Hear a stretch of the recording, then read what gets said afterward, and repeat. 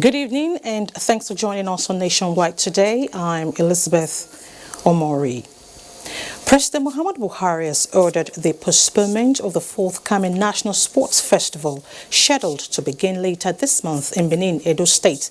The president, who gave the order after a meeting with the Minister of Sports, Sunday Dari, and the Minister of State for Health, Dr. Oloromibe Mamora, said the action is in the overall interest of national health security. State House correspondent Adamu Sambo reports. The strategic meeting between President Muhammadu Buhari as well as the Ministers of Health and Sports critically analyzed whether or not it is safe for the National Sports Festival Edo 2020 to go on as planned in the face of the coronavirus pandemic. The president, who was briefed on both the preparations for the festival as well as efforts at containing COVID-19 in the country, maintained that it is too risky for the sporting fiesta to continue as planned. Mr. President took the decision and gave the directive that the National Sports Festival, Christian Edo 2020, should be postponed as a precautionary move against the spread of COVID-19. The Minister of State for Health, Dr. Olorunimbe Mamora, described the postponement of Edo 2020 as inevitable. Is a possibility of people carrying the virus even without knowing, what we call asymptomatic people. That is, they carry it, but they don't even know because they are not manifesting symptoms. And what we know so far is that up to 80-81% of people will either be asymptomatic, that is, not showing any symptoms, or where they show symptoms, the symptoms will just be mild to moderate. This is a major source of what we call community transmission. So the principle of social distancing has to be respected. That is, preventing or advising against congregation of large number of people. A new date for the National Sports Festival will be announced in due course. From the State House, Adamu Sambo, NTA News.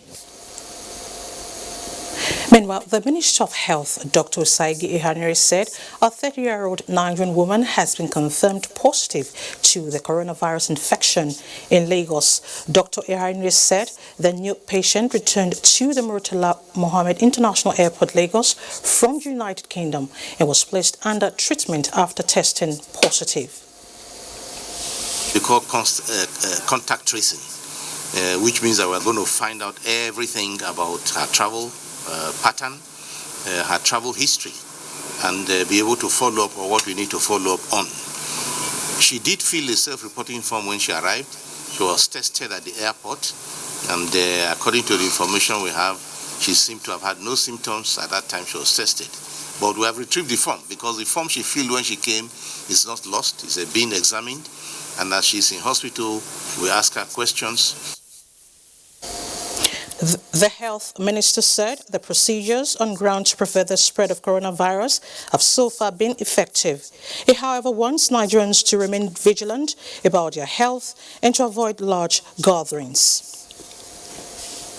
And if you were a passenger on the British Airways 75 flight that arrived Lagos on the 13th of March 2020, then stay at home and isolate yourself for 14 days.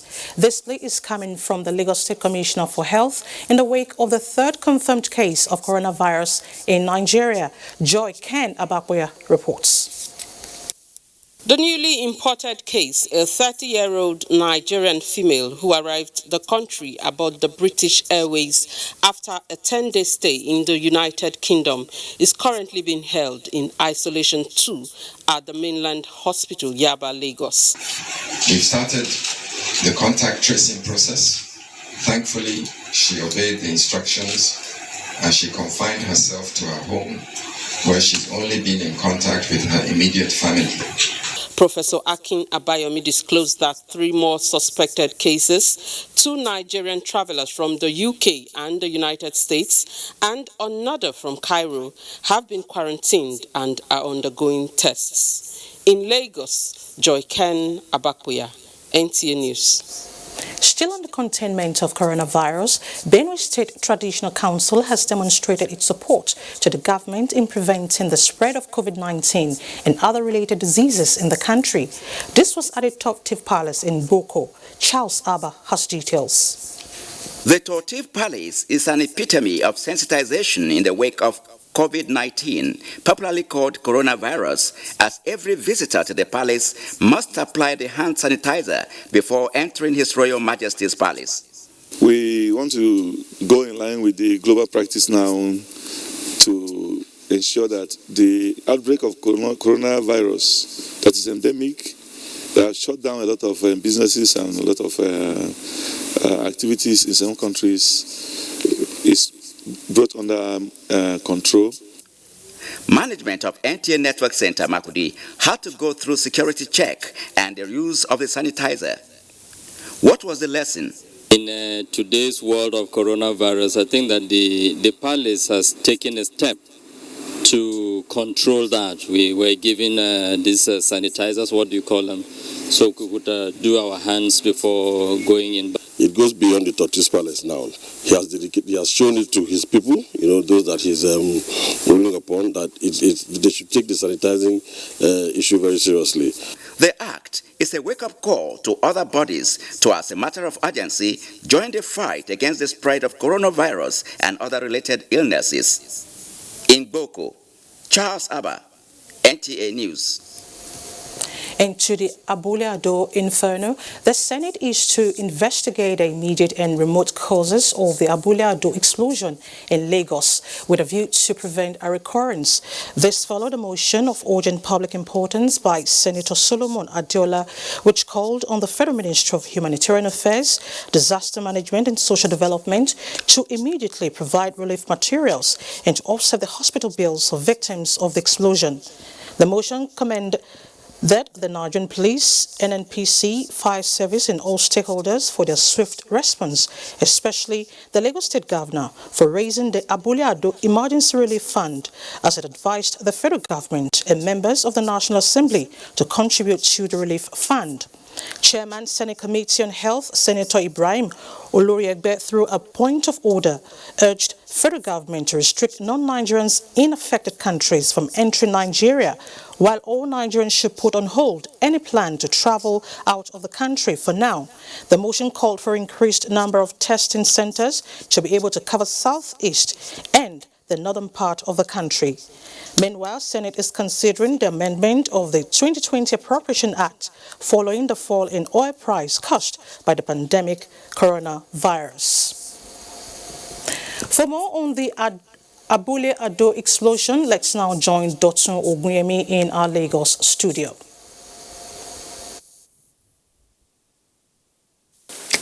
Thank you, Elizabeth, and welcome to Lagos. For many residents of Abule Ado Soba in Lagos, the impact of the deadly explosion that rocked the area on Sunday morning will forever echo in their lives. Jennifer Igwe reports that a truck belonging to the Nigerian National Petroleum Corporation is now on ground to mop up the fuel that is still seeping from the pipeline where the explosion occurred.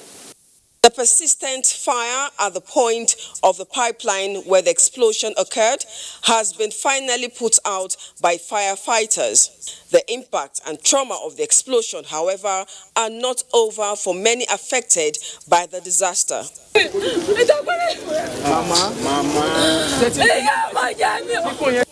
Mama Bola wails uncontrollably as she searches for her daughter who works at the Bethlehem High School that was completely destroyed by the explosion. Back from the hospital, Victor Eze narrates how he narrowly escaped death after the impact of the explosion flung him several buildings from where he resides. Calling my wife to come out, before I heard a noise. And when I heard a noise, then I get myself over there. I thought my wife is gone because the weight is terrible. To assist victims overcome their harrowing experiences and challenges associated with the disaster, the state government has instituted the Abule Ado Soba Relief Fund with a promise to put 250 million naira with immediate effect into it. this is certainly beyond what the state government can undertake on its own. So I'm aware that some of my fellow governors have called, and I've received phone calls from the private sector. And so what this fund will do is to give everybody the opportunity to be part of it and to be able to donate into it. The state government has also commenced testing of structures in the area to ascertain their conditions for safety. One thing is pertinent, and that is the fact that this unprecedented disaster could have been avoided, and the committee set up by the Lagos State government has a 2-week target to establish the cause of the disaster and come up with modalities to ensure that devastation of this nature does not occur again. In Lagos, Jennifer Igwe, NTA News. Now away from the pipeline explosion, championing advocacy for the emancipation of women is key to unlocking the social economic growth of the country. At a forum in Lagos, the chairman of the Nigerians in Diaspora Commission, Abike Dabri-Erewa, wants women to develop an unquenchable appetite for personal growth in their desire for financial freedom. Michael Olaleye reports.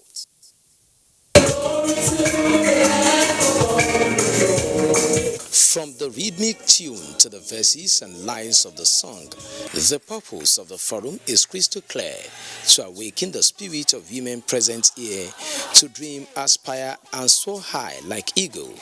This is exactly what the chairman of Nigerians in Diaspora Commission did, as he used ripe rhymes to extray our unrelenting quest for greatness to challenge women on the need to embrace hard work. Always be kind to the next person. Success is not about age. It's not about character. It's not about how much money you have in your account. It's about how many lives you are able to touch. You need to make sure every level you do what? Leave nothing undone. So you boil, you make scotch, and you make bigger premium price out of just 6 raw eggs that you are given. The testimonies from this conference have emanated from the success stories of those who turned challenges into opportunity. All that was on the back burner was I wanted to be successful, and I wanted people to know what it was, people to know me and know what it was that I was doing. Have that motivation that, you know what, I am passing through life only once, and I am going to maximize it. The conference, with more than 300 participants, has since inception 7 years ago established a ready-made platform for women in both the formal and informal sectors to connect, network, and reposition themselves for growth. In Lagos, Michael Olaleye, NT News. And that's it from Lagos. Nationwide continues after the break. Coming on April 2nd, 2020, in the capital city of Abuja, the Ivory 8 Ball, a life-saving fundraising event featuring music and arts in aid of skin cancer patients with albinism. For participation and sponsorship, call Edidiong on 070-197-73352 or Chinwe on 090-559-61514. This event is powered by Nigerian Television Authority, TV Enterprises, Federal Radio Corporation of Nigeria, FRCN, African Independent Television, and Ray Power FM, Silverbird Television, and Rhythm FM, the Albino Foundation, the Ivory 8 Ball, for a worthy cause. Watch out. COVID-19 and the global economy is the focus this week on NTA Tuesday Live. What mechanism is in place in Nigeria, given the ravaging effect of the pandemic on the economy? For answers and more, tune in at 10:30 p.m. on NTA Tuesday Live. Tuesday Live, incisive and educative. Join us.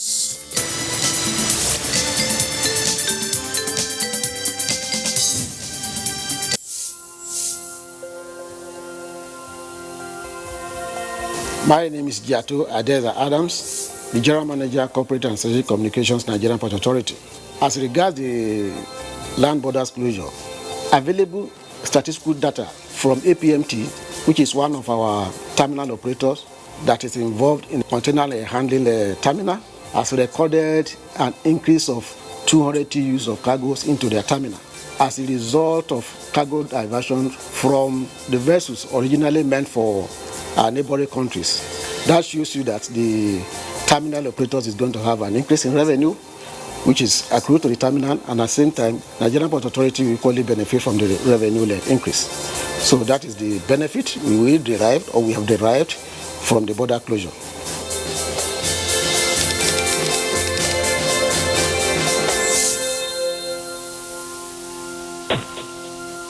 Nigerians, coronavirus is dangerous. It can kill. When you see this sign, high fever, cough, shortness of breath, drowsiness.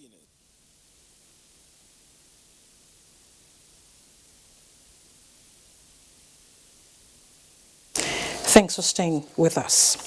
Our presidential task force for the control of the coronavirus in Nigeria is right now being inaugurated by the Secretary to the Government of the Federation, who is also chairman of the task force. Metari Ikmen joins us live from the SGF's office for our situation report. Metari, if you can hear me clearly, how is the inauguration going and who are those on the team?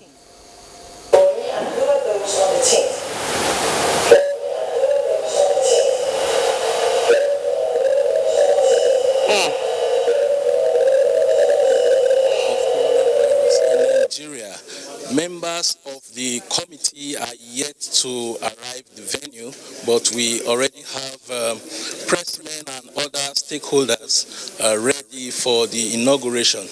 We understand that it's a 12-member task force that include the ministers of health, information and culture, environment, and other line ministers whose ministries are crucial to the containment of the coronavirus in Nigeria. At the moment, any moment from now, the Secretary to the Government of the Federation, who is heading that presidential task force, will come in, and other members of the task force, and the inauguration will be done. Be rest assured that we'll keep you updated from here. Okay. All right, we'll get more details from you later. Thank you so much for your time. Now, President Muhammadu Buhari has promised continued support for assistance of his administration to the new governor of Bayelsa State, Senator Doye Diri, in his effort at maintaining peace and stability in the state, as well as enhancing the livelihood of his people. This was while granting audience to the governor in his office. State House correspondent Adamu Sambo reports. It was the first formal engagement between President Muhammadu Buhari and the new Bayelsa State Governor, Senator Doye Diri. The meeting, held behind closed doors, lasted about 30 minutes. Governor Diri told newsmen shortly after that the meeting was fruitful. Since I resumed as governor of Bayelsa State, I have not come to see the father of the country, the father of our nation. I just did that. Mr. President received me as one of his sons as a state governor, and the reception was very warm. And he went ahead to advise that he was happy that I came, and I was happy with the way I have started. And in fact, he went on to say he has read about all the statements that I have made and the security so far in Bayelsa, and that he promised that as one of his sons, as a state like Bayelsa that is critical to the security and peace in the Niger Delta, he was prepared to also work with me. A beneficiary of a judicial decision by the nation's apex court, Governor Doye Diri of the PDP came to power on the 14th of February this year. From the State House, Adamu Sambu, NTA News. And in other news, National Chairman of the All Progressives Congress, Adam Soshomole, says the party is not divided. He assured that members of the National Working Committee will work together as members of Progressives family by engaging stakeholders to come up with quality ideas that will add value to the present administration. The National Working Committee meeting is being attended by members, including the newly appointed Deputy National Chairman, South of the party, Senator Abiola Ajimobi, and Inua Abdulkadri, National Vice Chairman, Northwest, who has been on suspension. This is the first official function by the party's National Working Committee after about 2 weeks leadership tussle. And joining me live via the telephone is Saliu Abdullahi, who is presently the APC's Secretariat. Saliu, can you hear me loud and clear? Yes, yes. All right, now, could you tell us the ambience at the Secretariat right now? Yes, yes. The ambience at the APC National Secretariat is that of excitement among members, particularly the APC state chairman. Some of them are the party secretariat to welcome the national chairman. Welcome in the sense that he is coming into the party national secretariat about 2 weeks now after his suspension, and now that he's back to pilot the affairs of the party. It was a cheerful moment for them, all of them, cheering the chairman, and he went straight to business of the day, the National Working Committee meeting, which as we speak is going on, and he is the one presiding over the meeting, and the meeting is well attended by members of the NWC members, the old ones, and the newly appointed members of the National Working Committee as well, though not all of them. Okay. The new ones is specifically the Ajimobi, as you rightly stated in the report. The National Secretary, talking about Akibe Waziri Bulama, is not at the meeting presently. Okay. So also is Abdullahi, I would like to quote you there. Yeah. Could you tell us the salient issues raised at the meeting? Yes, the issues at the meeting are specifically that of peace.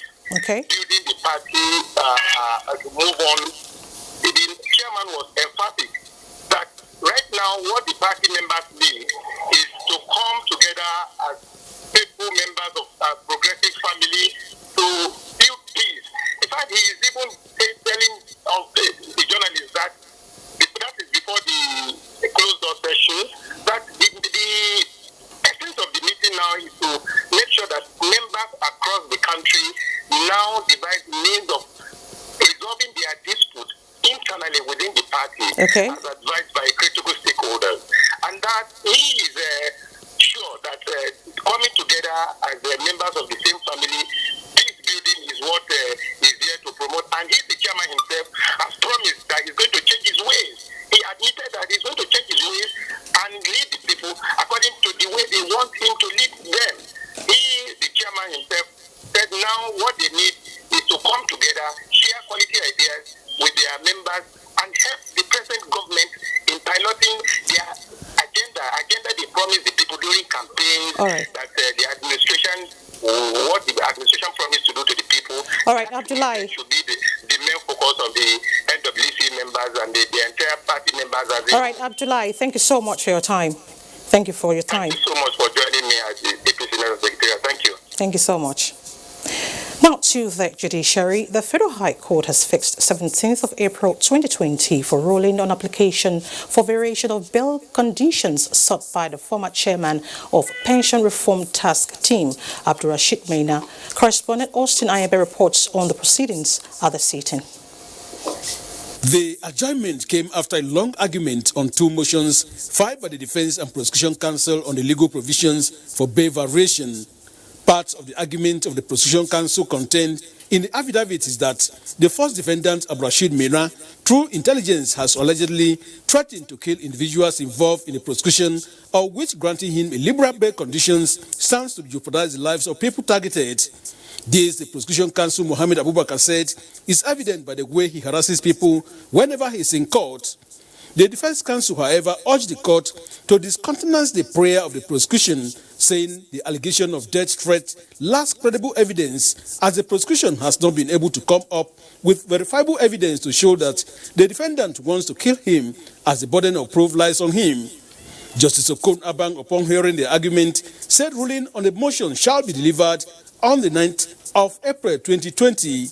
Meanwhile, Hearing on the substantive case continues tomorrow, with ruling to be given on the argument on admissibility of documents from Fidelity Bank PLC sought to be tendered through the sixth witness. The defendant, who was granted bail in November 2019, has to remain in prison custody for failing to meet the set bail conditions given by the court, even after the first variation.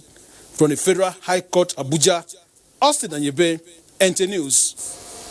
Still on legal matters, Niger State High Court 4 has fixed 24th of this month to determine whether or not to release the Economic and Financial Crimes Commission's case against former Governor Dr. Muazu Babangida Aliyu, State PDP Chairman Tanko Beji, and Umar Mohamed Nasko. Mukhtar Abubakar Wowo reports that the court had earlier discharged the respondents following the sequential absence of the counsel to the complainant, the EFCC. It will be recalled that few days after the court discharged the respondents, Dr. Muazu Babangida Aliyu, Tanko Beji, and Umar Mohamed Nasko, the Economic and Financial Crimes Commission, EFCC, filed an application asking the court to release the case. On this adjourned date, however, while counsel to Dr. Muazu Babangida Aliyu left it at the discretion of the court, counsel to Tanko Beji and Umar Mohamed Nasko opposed the application, challenging the jurisdiction of the court to grant the application. They have to come by way of application under section 185B of the Criminal Procedure Code of Niger State.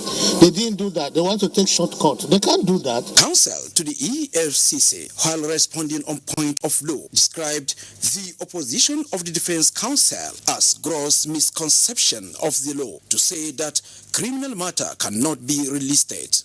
The consequent information we got was that, predicated on our absence, that the matter was struck out. And such applications are ordinarily no cost.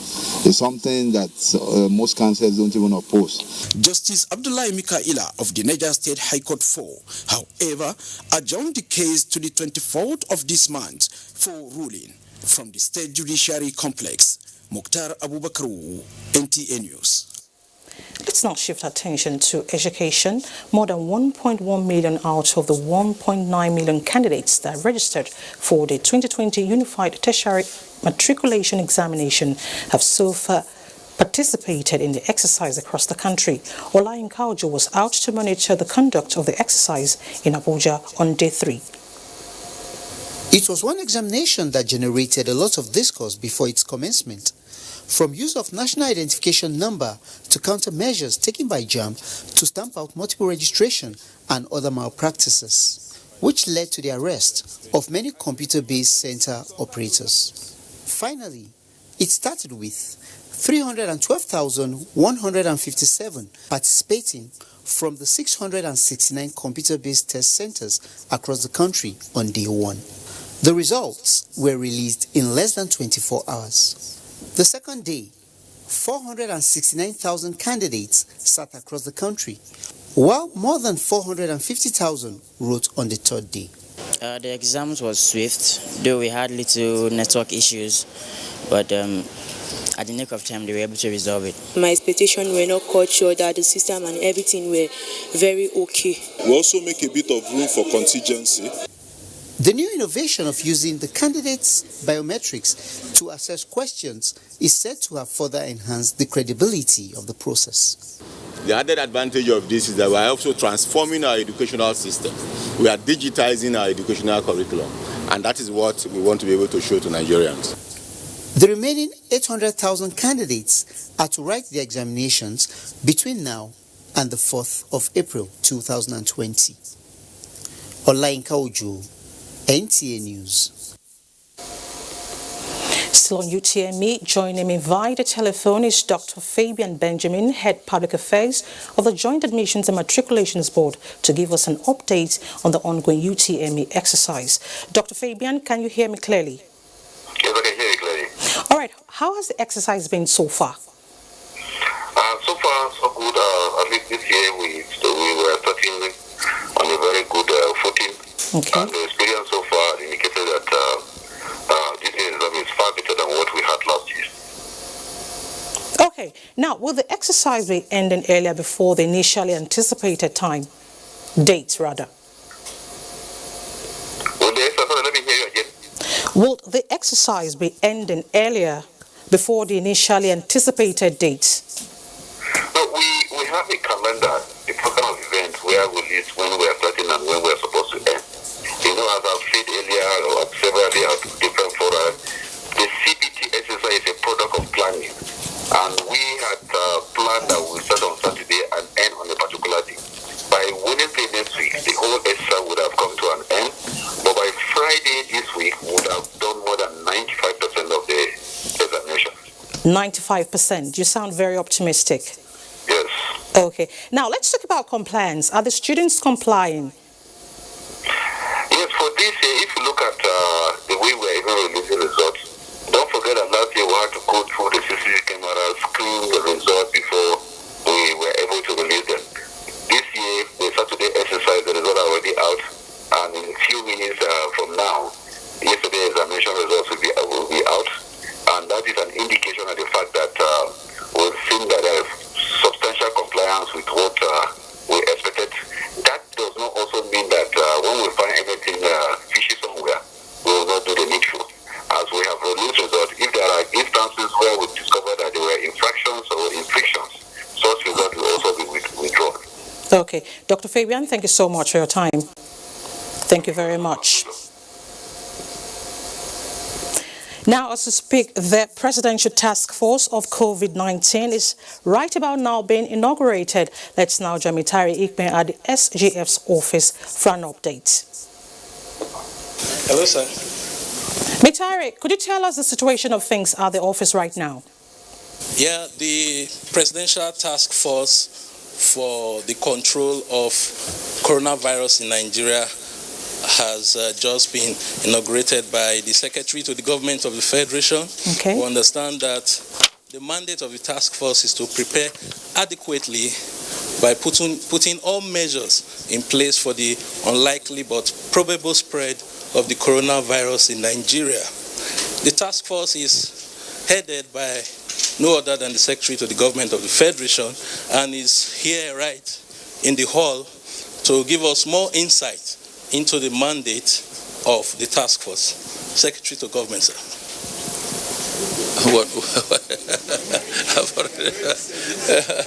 I've already said it. Well, like I said, our terms of reference are very, very clear. One, which is the most important thing, is to strengthen the national response strategy, particularly in the areas of testing, containment, and the management of COVID-19. We have done so well so far with what has been put in place by the Ministry of Health and the other agencies. But now we are enlarging the scope of the response to make sure that we take care of all exigencies in case we are confronted with a major outbreak. Thank you. Okay.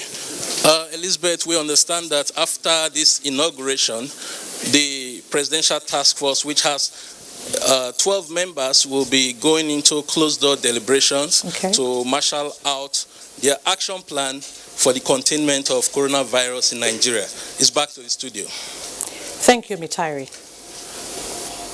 This is Nationwide on NTA, reaching you live on the network service of the NTA. Time now to join Obey in our Benin studio for more reports. Hello, Obey. Thank you very much for joining us in Benin. Mixed reaction trailed the sudden announcement of the postponement of the National Sports Festival in Edo State. Adopeji Ojegba reports.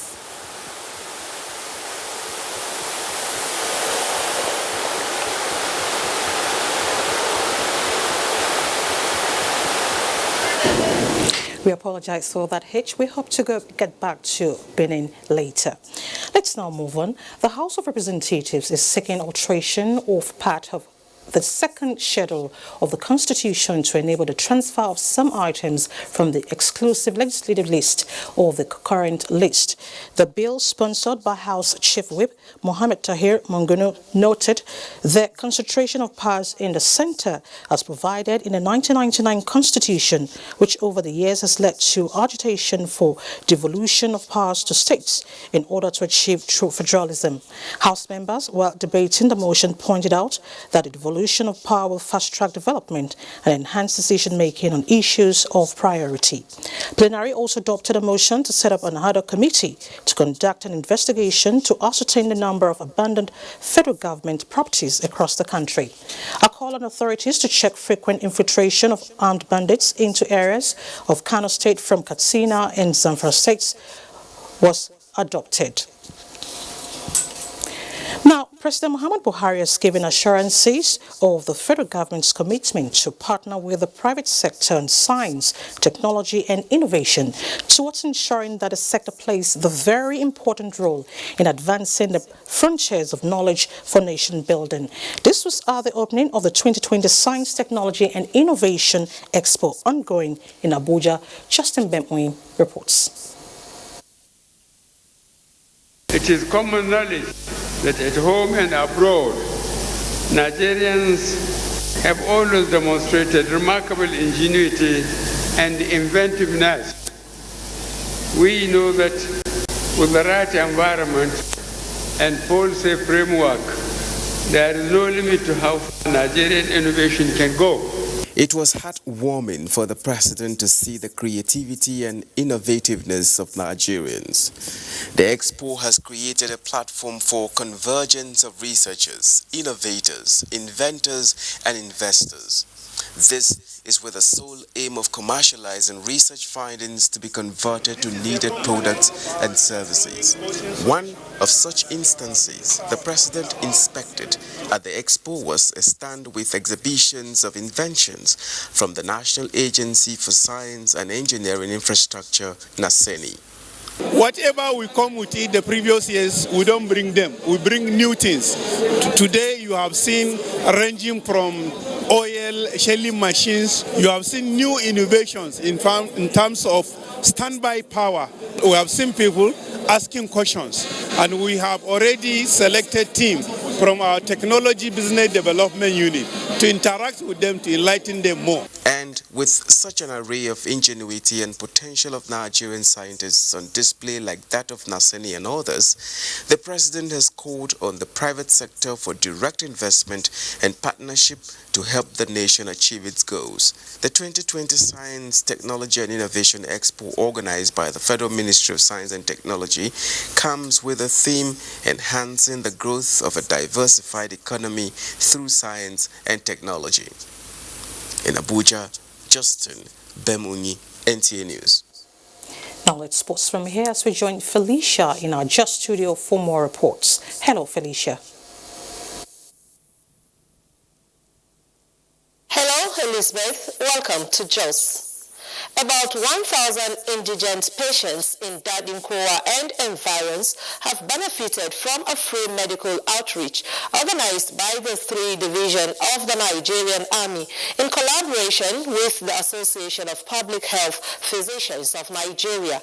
Ashes Goped reports that the outreach, which is part of its community social responsibility, attended to various health challenges of the people and enlightenment on preventive measures against coronavirus pandemic. Otman Ibrahim, Lubabatu Haruna, Martina Chuak, as well as Joy Emmanuel are few out of many beneficiaries of the outreach who had lived with different forms of ailments and access to qualitative health care, they say, have been out of reach due to lack of funds. Very nice though, because that will help people, it is nice. The medical outreach also presented another platform to educate the public and provide medical advice on preventive measures against coronavirus, Lassa fever, and other contagious diseases. Health is a major factor of national security and the state of any nation. Generally, when people have flu-like symptoms, those are pointers towards that, and then raised body temperature, fever. So if you see anybody at home or around you that has some of those symptoms that I've mentioned, especially with the history of travels to those areas that are being ravaged by the coronavirus, you know it needs to raise a red flag, so we need to interrogate them further. Plateau State Governor represented, as well as all public health physicians, described the initiative as apt in view of the public health emergencies in the country. In Jos, Ashazigupe, NTA News. Member representing Lantang North and South in the House of Representatives, Benny Lar, has tasked government at all levels to massively invest in education as a means of achieving peace in the country. She was speaking while receiving a posthumous award on behalf of her late father, Solomon Lar, during the combined 28th to 33rd convocation ceremony of the College of Education, Gindri. Comfort Bienteng reports. Late Solomon Dashop Lar, popularly known as the Emancipator, was the first civilian governor of Plateau State who lived and served his people with human investment being his priority, as he believed that educating a man enables him participate in the promotion and development of the society. During his time as governor, late Lar established over 200 primary and secondary schools, Plateau State Polytechnic, the College of Education Akwanga, and the College of Education Gindri in 1980, for which he is being awarded. Proudly receiving the award, Benny Lar charged politicians to emulate her late father by focusing on creating lasting legacies that will improve the lives of the people they serve. If we had a well-educated society, we would not have conflicts between farmers and other people. We would not have herdsmen attacks. During Baba's time, he introduced nomadic education. Unfortunately, today, some of those legacies have been abandoned. I advise that good legacy is better than riches. That we ought to emulate this great man. Other award recipients are conferred with the Fellowship Award of Meritorious Service to the college and the education industry. From Gindri, Comfort Bangtan, NTA News. We'll take a break now. The news continues shortly. Compatriots, welcome aboard the Progressives. The assurance I can give Nigeria that I will continue to do my best. The Progressives is the bulletin of the leadership strides and landmark achievements of the APC-led government in Nigeria. And I'm your host, Edith Yassin. Join me every week as we x-ray the different activities of the ruling party at all levels of government, bringing you facts and figures of progressive programs and projects. It's going to be entertaining, informative. Being a technocrat doesn't mean that one is inflexible. It just means that one has different experience. And I think I can tell you that. And review the Progressive, showing soon on this channel.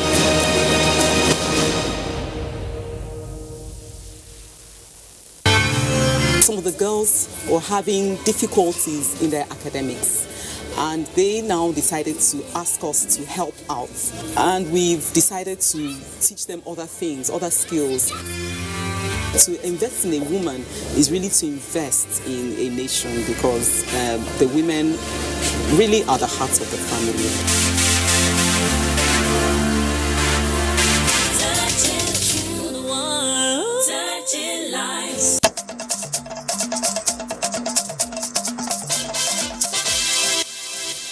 Glad to know you're still there. To disaster management, following NIMET's seasonal rainfall prediction for 2020, the National Emergency Management Agency, NEMA, is collaborating with relevant stakeholders for effective preparedness, mitigation and response mechanisms for Nigeria.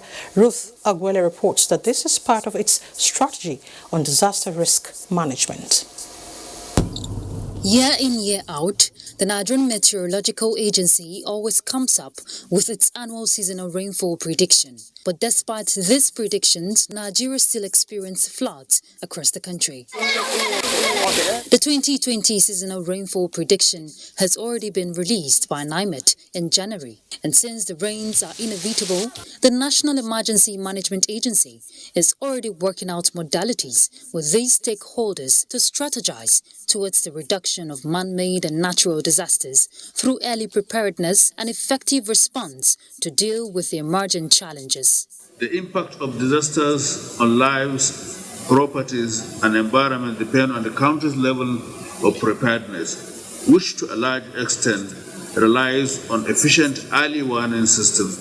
It is then crucial for us to always come together with the view to strategize or plan of actions toward safeguarding and protecting the lives and properties of our citizens. You look at the SRP, the NEMA GIS and the NAMI GIS, they will do the flood disaster risk mapping, and we keep on working with the state and the local governments. Even government tries to relocate people, but they still prefer to go to those areas that are flood prone. So what do you want the government to do? Is to sensitize and keep telling you this. It is expected that, with recommendations on disaster risk management at the end of the 2 days workshop, the unforeseen implications of the floods for the year 2020 will be cushioned to the barest. In Abuja, Ruth Aguele, NTA News. And Obey in our Benin studio is still standing by for more reports for us on Nationwide. Hello, Elizabeth. Thank you for rejoining us in Benin. Mixed reaction trailed the sudden announcement of the postponement of the National Sports Festival in Edo State. Adogbeji Ojegba reports.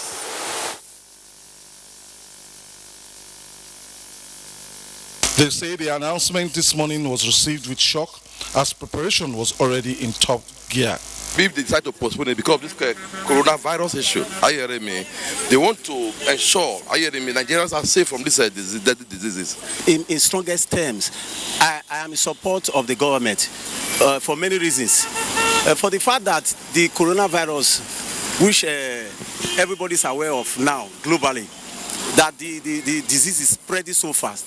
But despite the fact that the thing has not come here fully, but it's very good for Nigeria to be very cautious.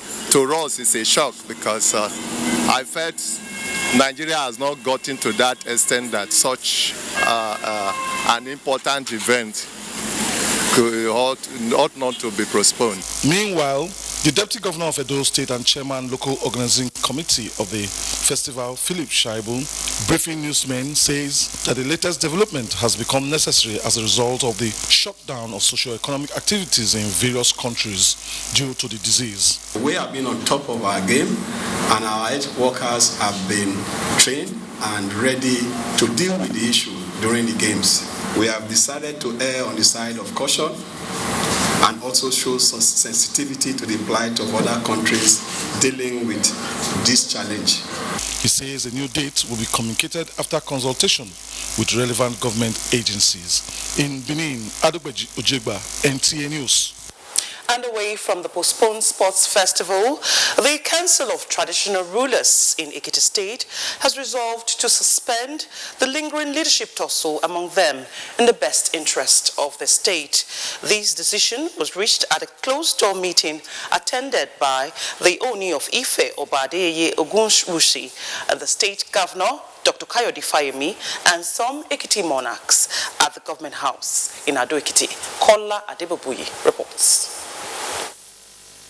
Majority members of the Grade A traditional rulers in Ekiti State, otherwise known as Pelukpelu Obas, distanced themselves from attending government functions over the leadership tussle among the Council of Obas. This necessitated Governor Kayode Fayemi's issuance of letters to them to explain their decision, which continues to generate reactions from the public, even with legal battle. The Oni of Ife, Obadeye Ogunwusi, intervention, however, brought the aggrieved traditional rulers together with the governor to find lasting solution to the tussle. Just a father and son engagement. So after a closed-door meeting with the concerned parties, Oni of Ife, Obadeye, who led some of the traditional rulers in Ekiti State, told journalists in one voice that they have agreed to work together in the interest of the state. We are all here, and there is no problem. So all is well to the glory of God.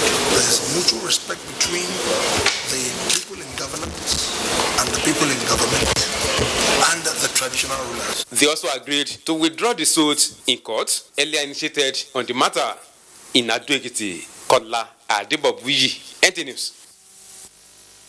In Nationwide continues with Elizabeth in Abuja. Thank you so much, Obey.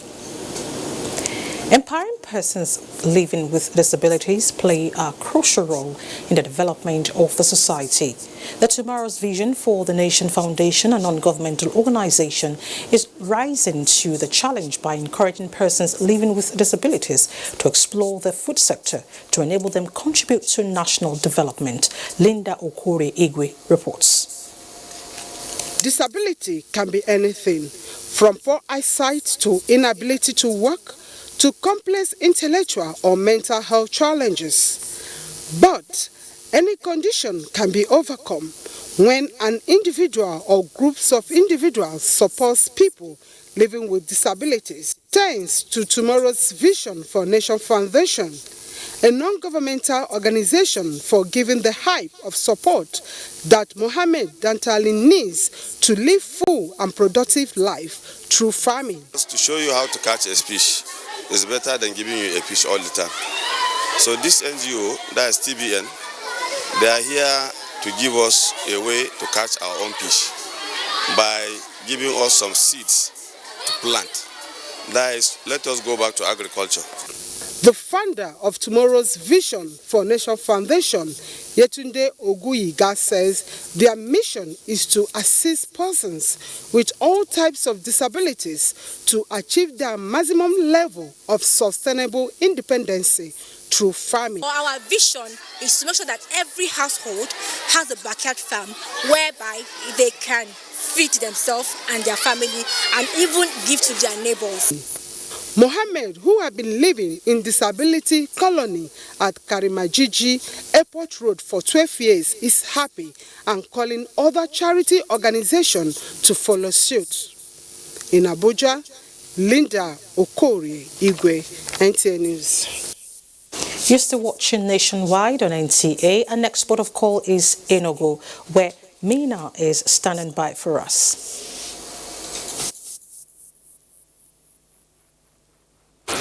Hello Elizabeth, good afternoon and welcome to Enugu. As part of activities for combating corruption and professional misconduct in government offices, a 4-year routine training has been recommended for public office holders in the country to acquaint them with the provisions of the law on the compulsory declaration of assets and code of conduct at the beginning and end of their tenure. Enugu State Governor gave the recommendation at a workshop in Enugu by the Code of Conduct Bureau for the state public officials. Susan Eze has details. It is expected that Nigerians, particularly public servants, are conversant with the provisions of the statutory code of conduct so as to function in tune with acceptable high moral standards. However, with constant breach of the codes by office holders made manifest in the numerous corruption cases, professional misconducts, and failures in declaration of assets, routine trainings as recommended by Governor Ugwuanyi may just be the way to get public office holders to conform with the standards of public morality, transparency, and accountability. I therefore recommend that the Bureau should regionalize this program at 4 yearly intervals to promote the compliance of public officers with the provision of all established laws on this subject matter at the beginning and end of their term. Among the 14 codes of conduct for office holders in the 3 tiers of government, the Chairman Code of Conduct Bureau identified Assets Declaration as the most popular code. Assets Declaration, he said, does not only ensure transparency and accountability in governance, but also protects the interest of the public officer. The more you declare your assets, the more you free yourself from unnecessary suspicion. Public office holders in Enugu State were participants at the workshop. In Enugu, Susan Eze, NTA News. In her continued efforts to rid the state of pipeline vandals, Abia State Command of the Nigerian Security and Civil Defense Corps has intercepted a truck loaded with 33,000 liters of petroleum products suspected to be crude oil along Enugu Port Harcourt Expressway. The State Commandant Nnamdi Nwanuku, who paraded the suspect, said the command is fully prepared to implement the Commandant General's 2020 Zero Tolerance Directive against all forms of pipeline vandalism. Ifoma Ndokoli has details. The truck was intercepted by men of the command's anti-vandals team following a tip-off from members of the public. Parading one of the suspects, Abia State Commandant of the Nigerian Security and Civil Defense Corps, Nnamdi Nwanuku, noted that the intercepted product has no well bill or meter ticket, while the truck has no haulage permit, which qualifies it to be used for such purpose. We are not going to leave any stone untouched to make sure that criminality does not prevail in our society. One, we award our children to desist from any act that is unbecoming of a citizen. The suspect, who gave his name as Ikechukwu Amuche from Ehime Mbano, confessed to the crime, saying that he regrets his action. As a friend, he told me I should follow him to go and offload. I don't even know what he is carrying, but as they went up and collect the sample, so they arrest the truck. The suspect, according to the commandant, will be charged to court upon conclusion of investigation for prosecution. In Umuahia, Ifoma Ndokoli, NTA News. And that's a bit from Enugu. It's back to you, Elizabeth, for a continuation of Nationwide. Kumina. Now let's talk sports. Nigerian Women Football League gets kick-off date. Kene Imagbadike brings us details on sports updates.